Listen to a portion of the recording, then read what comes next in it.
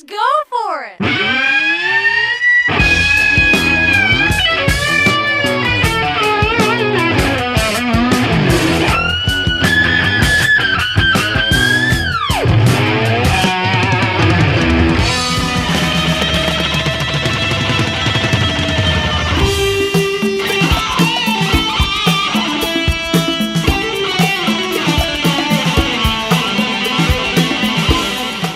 Hey everybody, welcome to The Dark Stuff. It's me, your buddy Dave, the host here at the channel.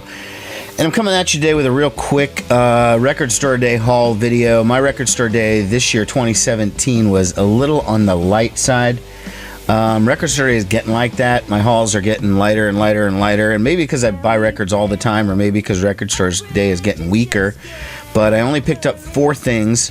I still spent $90, which is a testament to the ridiculousness of the prices this year, and that prevented me from getting a couple other things that I had my hands on and then I ultimately put back just because I just couldn't justify the price on it. It's too damn hot.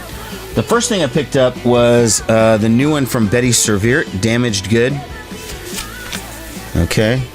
I don't know how many albums this band has, but I love every single one of them. I have all their records ever since back to 1992 when the Palomine album came out. You warned me from the first time on, but I chose to ignore the things you said. Now, this is an album that Betty Serveert released in Europe last year in 2016, and this is the first U.S. release. It is limited to 1,000 copies. It's on bright pink vinyl. That's kind of cool. It also came with the CD inside, and the hype sticker said that it also had a digital download, which I think is kind of redundant because you have the CD. What do you need a digital download for? You can just import the CD, but whatever. I didn't even get a digital download, so somehow I missed out on that. Standing on the edge for the emptiest time while you're losing your mind. Caught up like a spring that'll snap in time. You get off on. I've listened to the new record. It is very, very good. I love Carol Von Dyke's voice. She's the singer. Her name is not Betty. Okay, the band is not a solo project. It's not Betty Serveert. That's not a person. Anyways, I figure after 25 years, you shouldn't have to still be explaining that, but apparently to some people you do. A lot of people were pretty surprised that Betty Serveert is still around. I posted a picture of my haul on my Instagram. People were like, whoa, Betty Serveert? I forgot about them. I forgot they're still around. Yeah, they're still around. They're still making good music. I mean, it's not exactly the same band. 2 of the original members, Carol Von Dyke, and one other guy whose name is escaping me. And then there's some younger guys filling in, but the sound is still basically there. I mean, it's a modern take on it, but it's very, very good, the new album, Damaged Good. I picked up this one, the Def Leppard EP. This is a reproduction of the band's original 1979 3-song EP, the one that got them all the attention over in the UK, ultimately got them signed to a major label deal when they were all like teenagers and stuff. And if you look at the back pictures, I mean, look at how young they are. Look at Joe Elliott there. And there's Rick Savage, and that's Steve Clark. That's Pete Willis. He was the original guitar player, played on the first 2 albums, then he got sacked. Rick Savage, the bass player, and then this drummer guy who nobody knows who he is. It's not Rick Allen. Anyways, if you're familiar with the early Def Leppard stuff, and I like the early Def Leppard, I like On Through the Night, I like High and Dry, and I even like most of Pyromania. I mean, I was a kid when that came out, and I was obsessed with it when I was like 13. But still, for me, what holds up are those first 2 records. This is pretty similar to the first record. It's even one of the songs, "Get Your Rocks Off," is on the first album as "Rocks Off." So it's good stuff if you like that. It's early, apparently, new wave of British heavy metal. You can call it that.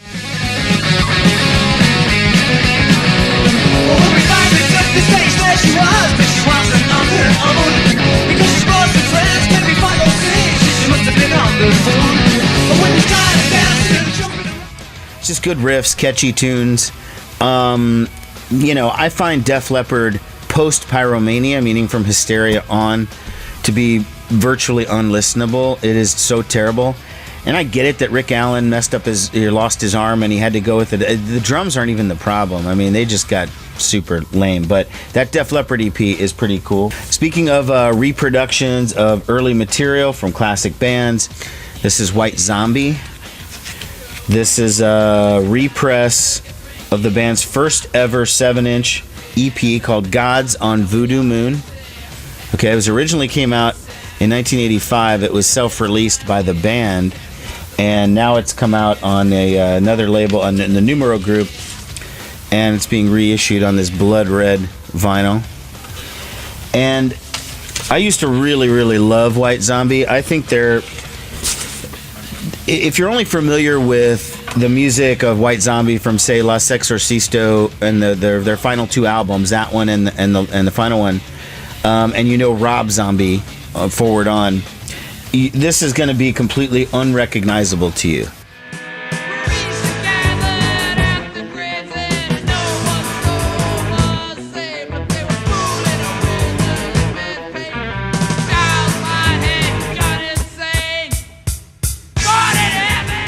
This is lo-fi, garagey, noise, punk rock. And this is a band that used to share the stage with bands like Pussy Galore and Sonic Youth, not with heavy metal bands. So this is very, very different stuff. I'd forgotten almost. I mean, this is like, I've never heard this stuff before. I've had some of their earlier albums, and I do like that stuff. But this is just, unrecognizable. And Rob Zombie was even going as like Rob Stark on this one. Wasn't even using the name Rob Zombie yet on this one. And that's not even his real name. So that was his first fake name before he became Rob Zombie. Anyways, this was a pretty cool pickup. And the last thing I got for Record Store Day is the double LP issue of Luna Penthouse. This is one of my favorite albums of all time. This is a deluxe 180-gram version in a gatefold. The album is mastered at 45 RPM, and it really, really sounds great. Plus, it has 6 previously unreleased tracks. Some of them are alternate versions. This also has their cover of Outdoor Miner from Wire. It's just, God, I love this fucking album. In the tiny, tiny hours between the evening and the day. Rolling Stone had it as one of the 100 best albums of the 90s. I'd put it in the top 20 for sure. This just never disappoints. If you like good Velvet Underground-y guitar rock, with not edgy, but like more like the Velvet Underground third album, the self-titled. That's where Luna's sound starts, and then they kind of expand on it a little bit beyond that. And because they're technically better players than the Velvet Underground, again, that's not a diss at VU. I love Velvet Underground, but they weren't ultra musicians, whereas these guys are technically better players. So they sort of take that feel of the third Velvet Underground album when Doug Yule came in and some of the craziness was sort of shaved off, and they became more writing traditional songs. Again, not a knock, okay? This is where these guys are at. And Luna, this is about the best that they ever got. This is a fantastic record. And I only listened to one side of it, but it sounded fucking exquisite. It was specially mastered just for vinyl. As far as anything else goes, I had my hand on that Bowie live album. I had my hands on a couple other things, but ultimately I just couldn't justify the prices. They were just fucking ridiculous. I wanted that Cars Live in 1978 album, but it was $30 for a single LP. It's ridiculous. I could sit here and bitch about Record Store Day, and half of you would be like cheering me on, and the other half would be like, oh, whatever, Dave, you still did it. And then if there's a third half, of course you can't because there's only 2. But anyways, then the rest of you would be like, I don't understand why you bitch about it, or why don't you just celebrate it, or what's the big deal, or what, Okay, I've been going to Record Store Day for 10 years. This was the 10th anniversary. It was a little more novelty then. Now it's vinyl's part of the game. It's 50% of the music purchases that people are making these days of physical format, excluding downloads and stuff, because most kids are going streaming. So for people that buy stuff, vinyl's now almost 50%. That's phenomenal. But usually when more people buy, the prices go down. That's kind of a basic tenet of capitalism. And this is not working that way. As more people are buying it, the prices are going up. which says to me they don't feel like there's going to be a lot of long-term vinyl sales, that at some point it's going to end, it's going to die off quickly. I believe that, but there's always going to be trendy people, and those trendy people are going to leave at some point. But this is just defying the laws of capitalism, that more and more people are buying this format, and yet the prices are still going up and up and up and up. There's something going on, and it's fishy, and it's more record industry shadiness, and it's not just the major labels, because there's like 2 of them left. It's every label, okay? It's even independents. It's all of this stuff. If you're forcing a store, because the store needs to make a profit, they have to pay for the rent for the building, they have to pay employees, they have to pay the lights bills, they have to pay for the merchandise. And if they have to, in order for them to make an okay profit, they have to charge $30 for a single album. You're charging too much. You're gouging people. It's ridiculous. That's all I'm going to say. Take care. I'll be back soon.